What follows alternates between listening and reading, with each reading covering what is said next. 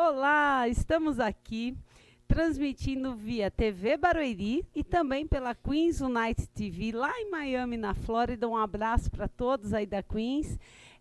Está no ar o Momento Inclusão, hoje com um tema assim, muito importante, muito discutido aí no nosso país, hoje, ultimamente muito discutido, lá fora já bem mais conhecido. Nós vamos estar com o doutor Leonardo Figueiredo Aguinolin e o nosso tema hoje é sobre cannabis. Então nós vamos entender tudo, né? Como é feito, como é plantado, cultivado, quem tem direito, quem não tem, quais são as evidências em casos na medicina.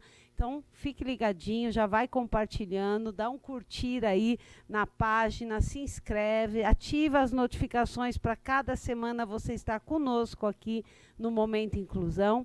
Meu nome é Márcia Bueno, vou fazer minha descrição de imagem. Eu estou com uma bota vermelha, uma calça preta, um blusão preto com detalhes coloridos em flores vermelhas e verdes e douradas. Meu cabelo é loiro, eu uso óculos vermelho e uso 2 anéis na mão, tá bom? Quero pedir agora que vocês recebam com muito carinho o nosso doutor, que já está ficando cativo aqui no Momento Inclusão, o doutor Leonardo Figueiredo Aguinolin, clínico geral e especialista aí nesse tema da cannabis. Seja muito bem-vindo, doutor Léo. Obrigado, Márcia. Vou começar fazendo a minha apresentação. Hoje eu estou trajando um tênis preto e branco, uma calça jeans escura, uma blusa verde também escura, tenho o cabelo castanho e hoje estou usando um óculos preto, além de uma aliança na mão direita, que ainda vai passar para a esquerda. Olha lá, então ó, nós vamos acompanhar aqui a trajetória do Dr. Léo na passagem das alianças. Parabéns, viu? A gente está torcendo aqui. Obrigado, Márcia. O Dr. Léo já esteve conosco falando sobre mitos e verdades sobre medicamentos. Foi um programa muito bacana. Se você não assistiu, é só procurar aí na playlist aí da TV Barueri ou na Queens United TV. Tá? E hoje ele volta com esse tema que nós começamos no último programa. Começamos. Né? Mas é um tema que no Brasil, né, doutor Léo, parece ser recente, mas a gente sabe que tem pessoas que já estão se utilizando. E eu queria começar assim, para a gente quebrar esses paradigmas, qual é a diferença entre a maconha e o THC? Para a gente separar as coisas, né, os componentes e por aí vai. Começando pela maconha, ao pé da letra, maconha é uma palavra errada. Ela é um anagrama. Ela é o contrário da palavra cânhamo, né, que é a planta cannabis. Se você for olhar, a maconha é o contrário, literalmente, do que é o cânhamo. Então, ela é uma distorção da palavra, certo? Se popularizou dessa forma. Se preconceitualizou desta forma, vamos falar assim. Na verdade, tem toda uma... Eu tenho um artigo, inclusive, sobre isso, sobre a história da cannabis medicinal. Claro que hoje a palavra maconha ela é a palavra mais utilizada, mas isso foi introduzido de forma proposital a distorcer o que é o cânhamo, o que é a cannabis, o que realmente é a planta, que tem seus benefícios tanto medicamentosos quanto em várias outras áreas. A gente consegue rações para animais. Teve um carro produzido por Henry Ford que ele é todo de cânhamo. Tem casas, biocombustível. Depois é um outro programa que se você quiser nós vamos cutucar hoje aqui. A maconha que todo mundo fala é aquela que a gente conhece. Geralmente comprado na boca. Isso, que é utilizado lazer, né? Tem um termo que eles estão utilizando muito agora, né? Então, utilizava-se o recreativo, né? Recreativo. Mas na medicina a gente coloca hoje como uso adulto. Ah, tá, uso adulto. Então tá vendo? Esses termos técnicos é importante a gente citar, né? Até porque o programa tem esse intuito de levar informação, né? Então a gente começou com essa pergunta, a diferença da maconha e do THC, que todo mundo fala do THC, É uma sigla e a gente gostaria que o senhor tecnicamente explicasse e qual a diferença de um para o outro. Acho que na explicação a gente já vai saber separar as coisas, né? Então, a cannabis, né, a maconha, ela é a planta e o THC, ele é uma sigla para tetrahidrocannabinol, né? O THC, ele é um fitocannabinoide. O que que é o fitocannabinoide? Ele é uma substância presente na planta com potencial terapêutico e também, né, digamos assim, alucinógeno, como é amplamente dito por aí. Mas vamos lembrar de uma coisa que inclusive a gente falou no programa passado, a diferença entre remédio e veneno é a dose. Exato, a Então gente tem coisas. tocou nesse assunto. É porque a gente sabe que um dos componentes Isso. da cannabis é o THC, Uhum, né, que em doses elevadas exato. pode causar alucinações, né? Tem também a parte genética da pessoa, né? Porque tem pessoas que utilizam dessa forma que você citou, forma adulta, e não viciam. E tem pessoas que utilizam e eu não sei se o organismo fica dependente, né? Como a gente chama os dependentes. Olha, Como é que existe isso? E esse THC na maconha, ele está num nível mais elevado, por isso que causa essa questão? Porque esse tema é muito importante hoje a gente falar da cannabis, porque a gente vai falar daqui a pouquinho da cannabis, da medicina do endocannabinoide, que o doutor aqui vai explicar a diferença de um para o outro, e que está sendo muito utilizado de uma forma bacana, de uma forma legalizada, né, para várias doenças, vários transtornos. E a gente está explicando já no início qual é a diferença de um para outro, e o THC é a dose. olha só, em relação à dependência, Márcia, você encontra mais dependências psicológicas, mentais, tá? Você não vê uma resistência que nem, por exemplo, como acontece com o álcool. Você vê pacientes que são etilistas ficarem sem álcool, ter tremor, ter convulsão. Você não vê muito, você não vê isso com a cannabis, na verdade. Eu nunca vi nenhum relato, nunca presenciei também uma crise de abstinência que chegasse a esse ponto. Geralmente, você vê alguns que são usuários crônicos há muito tempo, mais irritados. Mas aí que está uma diferença que a gente tem estudado bastante também, um fato que a gente tem estudado bastante, que muitos desses usuários que se consideram usuários adultos, né, os recreativos, eles já faziam uma forma medicinal indireta. A gente tem como forma que hoje no Brasil recentemente foi proibida pela Anvisa, mas está em estudo, que é a vaporização da flor. A vaporização, ela tem uma forma de ação mais rápida.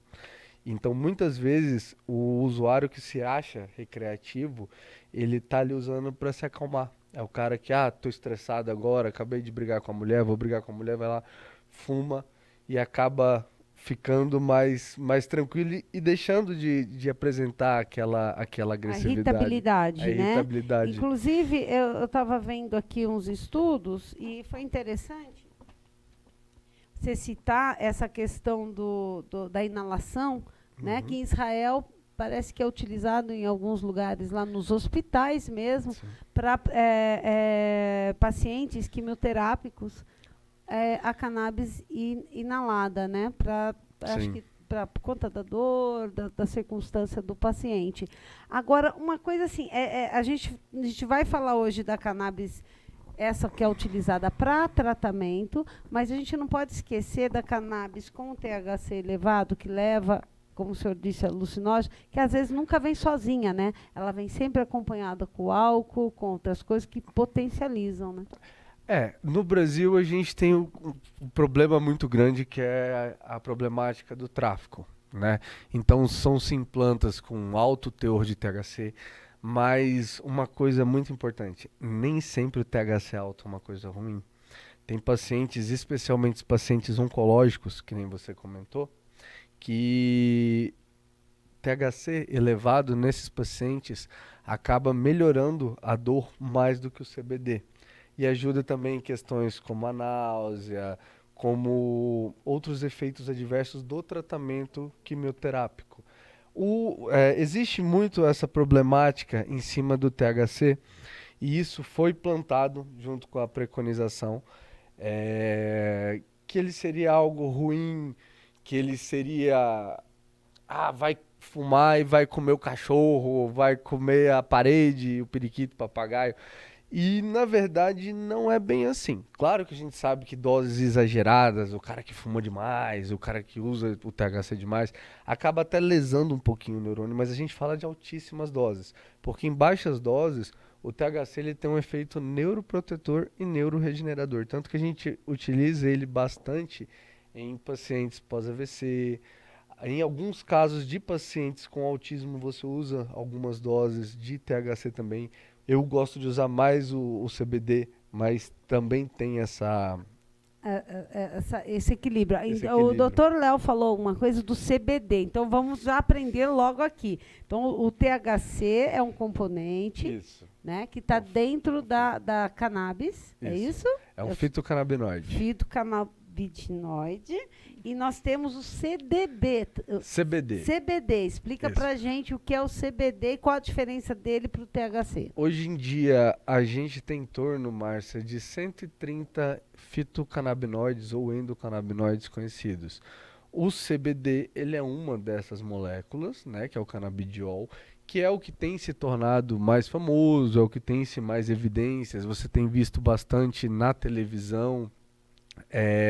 Mas ele não é o único. A gente tem o canabidiol, a gente tem o tetrahidrocannabinol, a gente tem canabigerol, que é CBG, canabinol, que é CBN. Isso está tudo dentro da cannabis, da tudo planta. dentro da cannabis. E assim, eles agem no sistema endocannabinoide, cada um tendo seu efeito diferente. Então você consegue tratar uma série de doenças se você sabe manejar corretamente esses canabinoides. Quantas substâncias que a gente tem na cannabis? Tem uma estimativa já estudada? Em torno de 130 fitocannabinoides. A gente tem também terpenos e flavonoides. Terpenos, a gente tem algumas moléculas que nem aquele limoneno, tá? Que é uma substânciazinha presente no limão, que ajuda na náusea, que inclusive é o que ajuda nessa questão da quimioterapia. Então você maneja ali não só os fitocannabinoides, mas também esses terpenos e flavonoides. Então você consegue fazer bastante coisa legal. Doutor Léo, olha, você vê como é complicado. Não é uma coisa simples, né? Quando a gente fala de cannabis, como está muita gente falando, a gente tem que entender que a cannabis não é a mesma aquela que a pessoa, que o mesmo componente que a pessoa usa para uso adulto, né?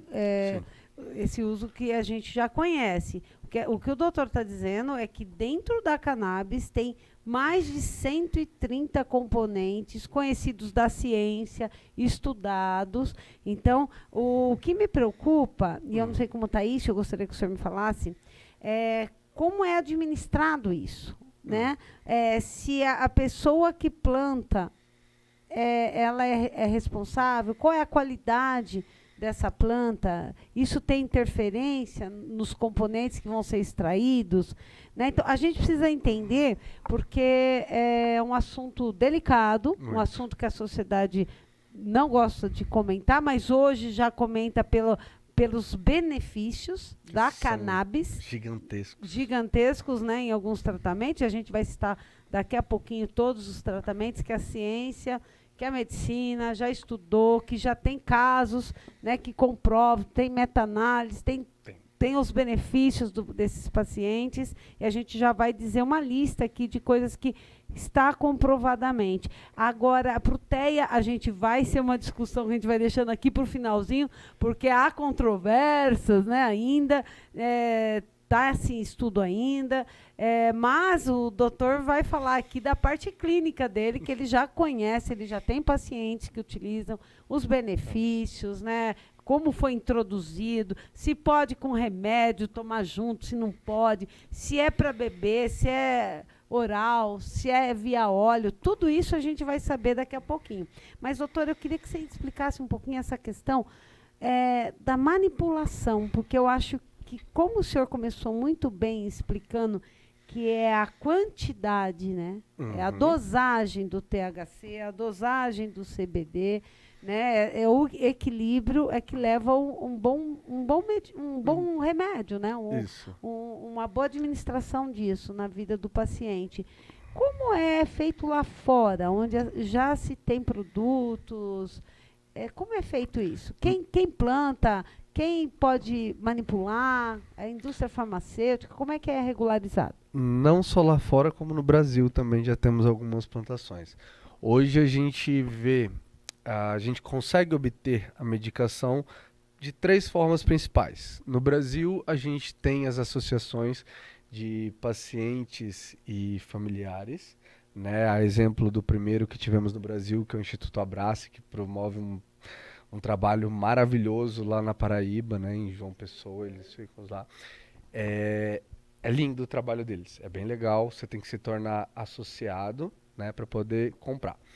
Alguns já são processados pela indústria farmacêutica, né, que normalmente são canabinoides isolados. Então você encontra ali só o CBN, só o CBD, só o THC, sem os terpenos, sem os flavonoides, sem o resto da planta. Já já vou explicar um pouquinho mais sobre a diferença de medicações. E a gente tem também como fazer a importação através da autorização da Anvisa, né? Todas essas formas são seguras. A única que eu não considero segura é aquela do vizinho. Que planta? Que planta, que acontece bastante. Eu tenho vários pacientes que falam: eu iniciei o tratamento, tomei o óleo, mas eu não tive efeito. Normalmente esse vizinho que planta pegou de alguma planta do tráfico. Então ela é uma planta com um teor de THC alto e que você não tem o controle.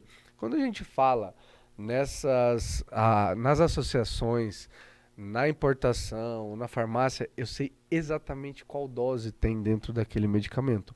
Então eu sei quanto de THC tem, quanto tem de CBD, quanto tem de CBN, eu sei os terpenos, eu sei os flavonoides.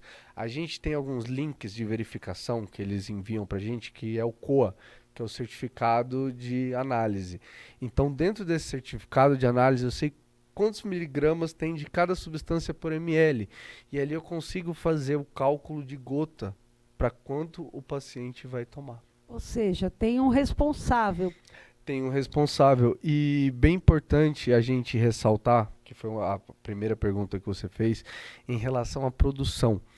Essa produção ela é extremamente fiscalizada em todos os seus âmbitos. A cannabis ela é uma planta que ela absorve muito as toxinas do solo. Então, tem-se a fiscalização do solo, se aquele solo é um solo adequado para o plantio, tem-se a fiscalização da semente. E assim como na soja, no milho e em várias outras plantas, a gente consegue um controle genético bem importante. A gente faz modificações genéticas, Márcia, dessas plantas para que a planta tenha um CBD predominante. É importante também o controle da água, do sol, do processo de desidratação, né? Toda a manipulação da planta que vai do plantio da semente até a produção final do óleo. Todas as etapas são fiscalizadas. E, por exemplo, no Instituto Abrace, eles têm tudo isso regulamentado e fiscalizado. A Anvisa autoriza tudo. Autoriza, e essa fiscalização ela é incessável. Eles estão sempre sendo fiscalizados. Em quais casos hoje no nosso país precisa de importar ainda? Olha, Márcia, eu gosto de trabalhar um pouquinho com produtos importados por causa da questão do custo. Hoje a gente tem, por causa desse freio dentro do Brasil, a gente tem um custo muito elevado das medicações. Claro que esses institutos eles fazem uns descontos, quando vê que é uma família mais carente, eles ajudam mesmo, é bem legal. Mas o custo ele é mais elevado do que o de fora, porque, por exemplo, nos Estados Unidos, que nem você falou que é permitido o uso recreativo, o uso adulto, pode se plantar vastamente. Então você tem uma fazenda, o que tiver, o que der para plantar, você pode plantar nessa fazenda. E aqui, por ser algo muito pequeno, você diminui a produção, aumenta o custo. Os custos. E, doutor, quem pode receitar isso? Isso que eu acho isso importante, uma pergunta importante, porque a gente está falando com o doutor Léo, ele é médico, ele é formado, ele é estudioso na área da cannabis, até para tratar os pacientes que ele atende. Então, assim, a gente precisa saber quem receita, né? Se esse médico precisa de uma autorização, porque o médico não é só receitar e ir para casa, tem um acompanhamento.